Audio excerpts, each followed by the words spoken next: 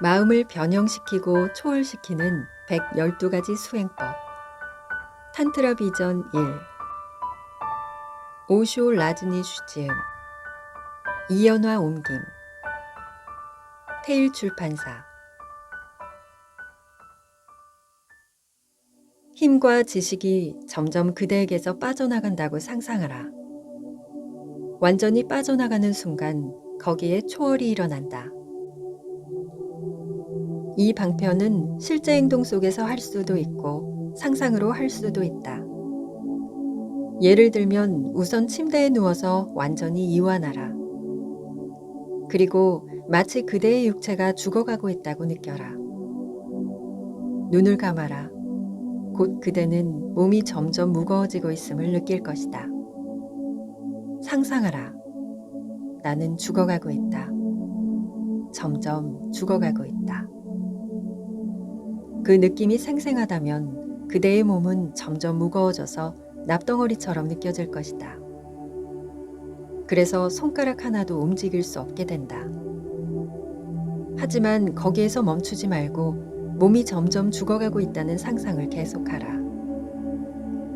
그러면 그대는 죽음이 일어나는 순간을 느끼게 된다. 그때 갑자기 육체를 잊어버리게 되고 초월이 일어난다.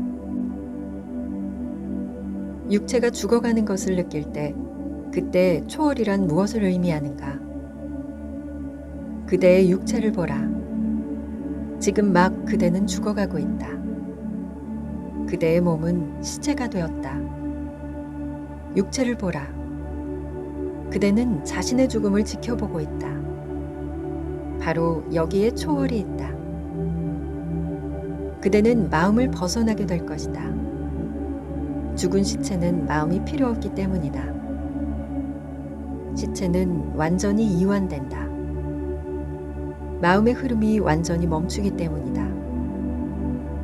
그대는 거기에 있다. 그리고 육체도 거기에 있다. 그러나 마음은 사라지고 없다. 기억하라. 마음은 삶을 위한 것이지 죽음을 위한 것이 아니다. 만약 그대가 1시간 뒤에 자신이 죽게 될 것이라는 사실을 알게 된다면 그대는 무엇을 하겠는가? 그대에게는 오직 1시간만이 남아있다. 그대는 어떻게 하겠는가? 그때 그대의 마음은 완전히 멈출 것이다. 생각이란 항상 과거나 미래로 움직여갈 수 있을 때에만 존재하는 것이기 때문이다. 그대는 집을 사고 자동차를 구입하는 계획을 세운다. 이혼을 하고 또 다른 사람과 결혼할 계획을 세운다. 그대는 많은 것들에 대해서 생각하고 있고 또 그 생각들은 항상 그대의 마음속에 머무르고 있다. 하지만 이제 생명이 1시간밖에 남지 않았다면 결혼이니 이혼이니 하는 것들이 무슨 의미가 있겠는가? 이제 그대의 모든 계획은 물거품처럼 사라지게 된다. 죽음과 함께 그것들은 사라진다. 죽음과 함께 걱정도 멈춘다. 모든 걱정은 살아있을 때에만 의미가 있는 것이다. 그대에게 걱정이 있다면 그것은 그대가 내일에 살고 있다는 뜻이다. 그래서 명상을 가르친 모든 성각자들이 내일에 대해 생각하지 말라고 가르쳐 왔던 것이다. 예수는 그의 제자들에게 내일 일을 염려하지 말라고 했다. 그대가 내일을 생각한다면 명상 속으로 들어가지 못한다. 그때 그대는 걱정 속으로 들어간다. 우리는 내일을 생각하는 것만큼이나 걱정하는 것 자체를 좋아한다. 그래서 이승에서의 삶뿐만 아니라 저승에서의 삶까지도 계획하고 염려하는 것이다. 하루는 길을 걷고 있는데 어떤 사람이 나에게 광고 쪽지 한 장을 나눠주었다. 거기에는 매우 아름다운 집과 정원이 그려져 있었고 이렇게 쓰여져 있었다.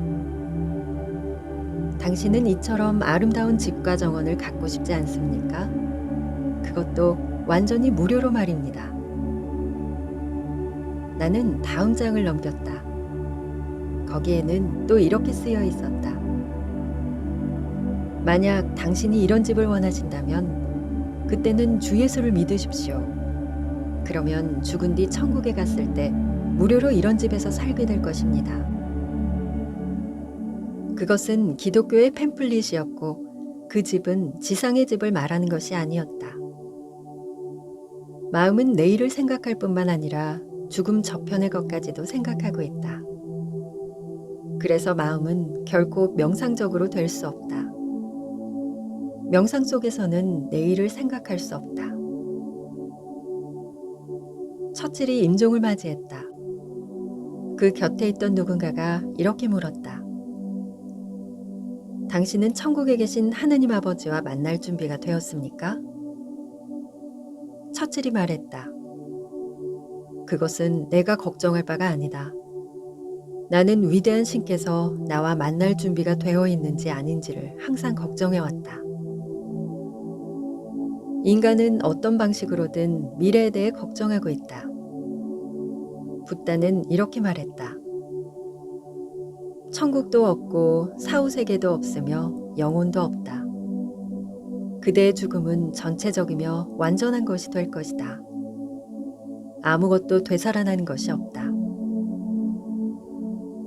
사람들은 붓다가 무신론자라고 생각했다. 하지만 그는 무신론자가 아니다. 그는 단지 그대로 하여금 내일을 염려하는 병을 고치려고 한 것이다. 그대를 지금 여기에 머물게 하려는 것이다. 그때 명상은 저절로 일어난다.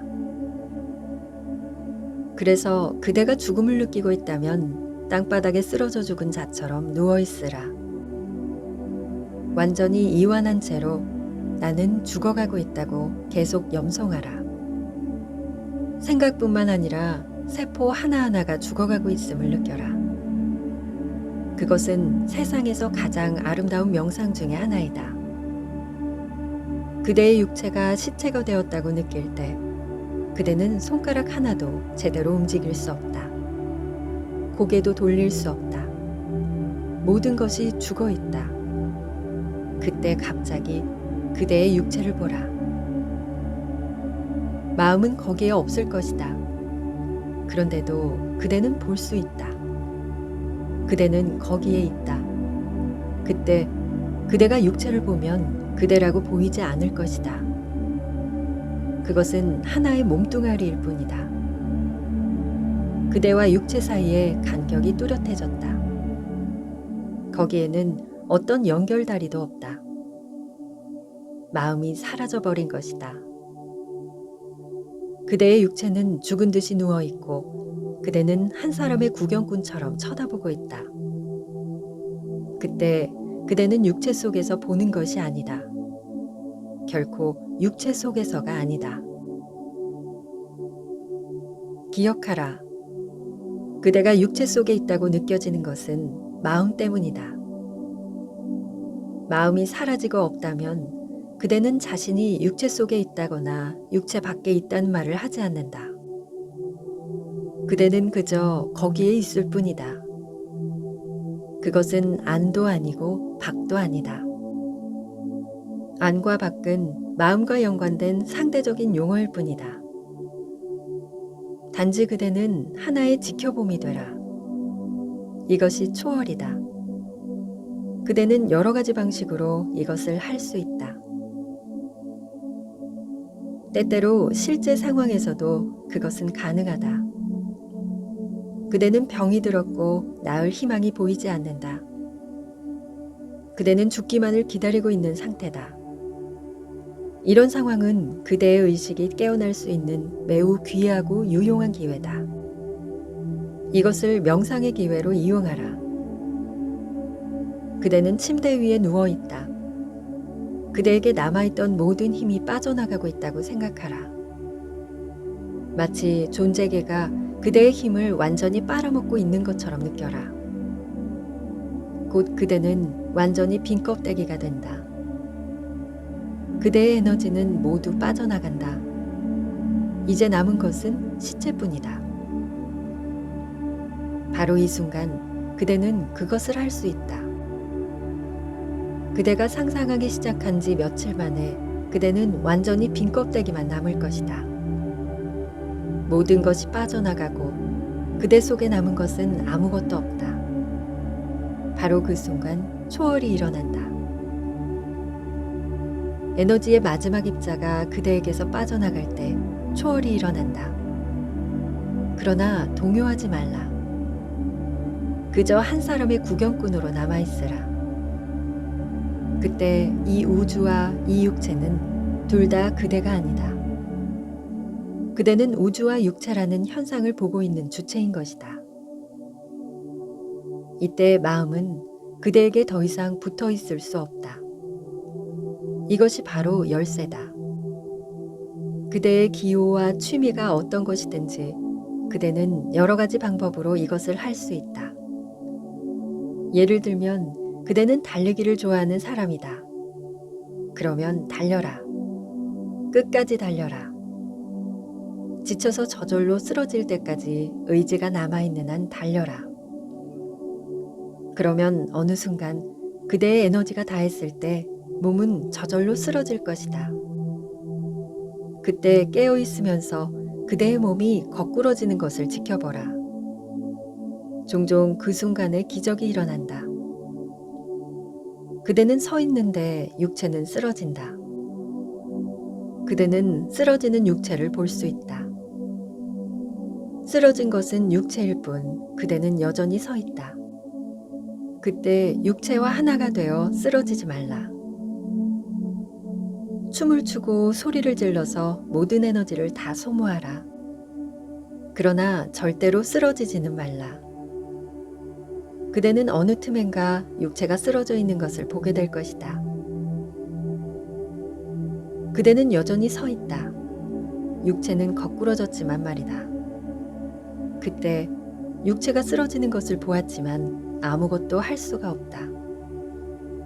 눈을 부릅뜨고 깨어 있어라. 요점을 놓치지 말라. 무슨 일이 일어나고 있는지를 지켜보라.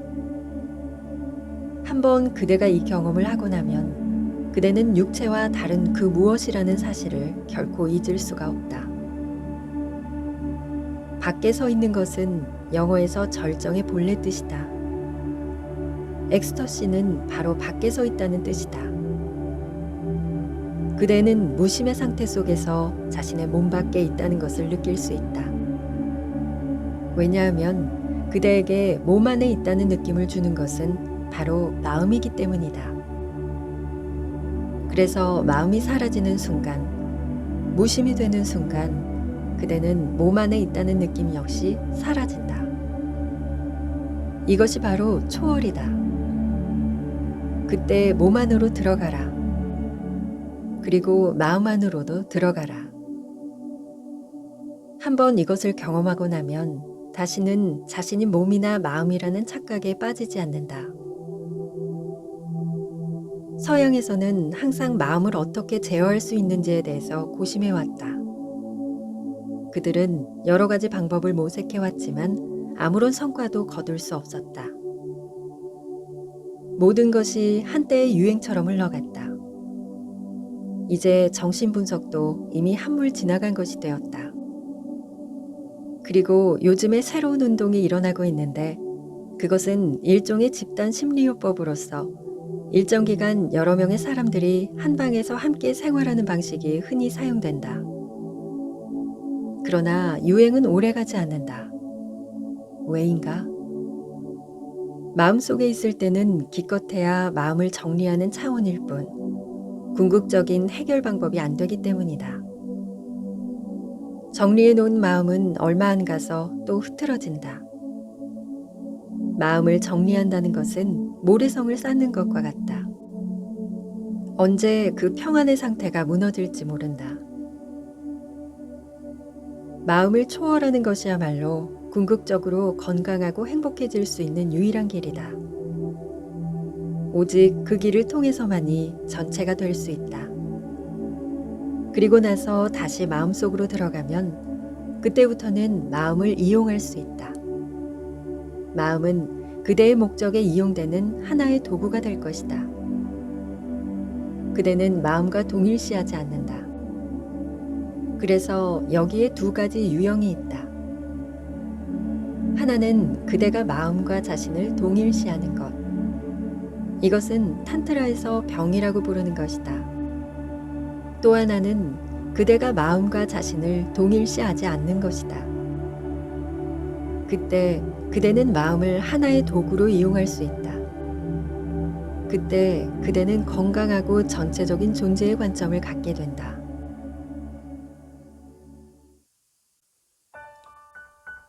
오쇼는 점점 가속화되는 현대인들의 생활 환경에 맞는 명상법을 도입하여 인간의 내면을 변화시키는데 혁명적인 공헌을 했다고 합니다. 그의 독창적인 역동 명상법들은 심신에 쌓인 스트레스를 풀어줌으로써 일상생활 속에서 더 수월하게 평화와 고요함을 경험할 수 있게 해준다고 합니다. 오늘도 함께 해주셔서 감사합니다. 당신의 마음이 머무는 글 속에서 당신을 기다리는 낭만독백이었습니다.